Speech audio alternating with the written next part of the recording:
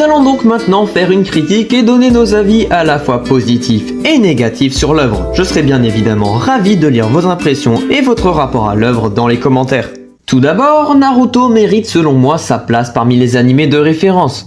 Malgré une histoire restreinte car centrée sur le monde ninja, le manga a su plaire à un public extrêmement large, aux enfants comme aux adultes, aux garçons comme aux filles. Outre l'aspect shonen des combats, il y a beaucoup de sujets abordés comme l'amitié, la persévérance, la solitude et la rédemption, ce qui le rend accessible et touchant pour un public large. Tous les personnages l'illustrent bien.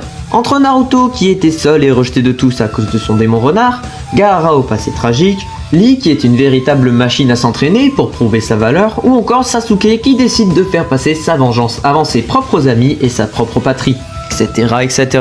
Ensuite, les personnages qui sont très bien développés. Tous pas vraiment. En effet, le manga met tout de même majoritairement ses protagonistes en avant. Cela fait glisser pas mal de personnages secondaires dans l'ombre. Même si certains dévoileront leur passé dans Shippuden, il reste des personnages très mis en retrait, et malheureusement beaucoup d'entre eux sont des filles. Déjà, Sakura qui fait pourtant partie du trio de l'équipe 7 avec Naruto et Sasuke est bien plus en retrait que ses deux camarades. À part son amitié avec Ino brisée par l'arrivée de Sasuke, son passé n'est absolument pas marquant, de même que ses combats. Malgré sa très grande intelligence et connaissance du monde ninja, elle n'a gagné presque aucun combat important. Dans plusieurs équipes, les mecs sont bien plus développés et ont davantage de temps d'écran que leurs camarades féminins. Neji, Lee, Choji et Shikamaru sont bien mieux présents et approfondis que Tenten et Ino qui, outre l'examen de Chunin et certains épisodes fillers, sont complètement absentes de l'œuvre. Les fillers, tiens, parlons-en. Sur les 220 épisodes de l'animé, il y en a 91 qui sont des fillers, soit 2 épisodes sur 5.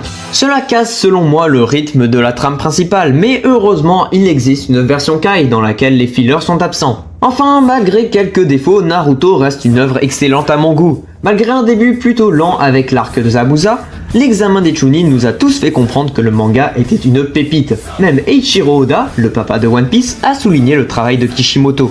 Le tout couplé dans la version animée avec de très beaux graphismes et une bande-son des plus incroyables. Les scènes de combat sont souvent dynamiques et bien chorégraphiées, mettant en avant les différentes techniques ninja et les stratégies des personnages. De plus, l'animé contient de nombreux moments comiques, souvent grâce à des personnages hauts en couleur comme Jiraiya ou encore Naruto lui-même. Et aujourd'hui, on retrouve des milliers de produits dérivés, des jeux, des cosplays, etc. Preuve de la popularité de Naruto dans le monde entier. Bref, voilà qui conclut cette vidéo.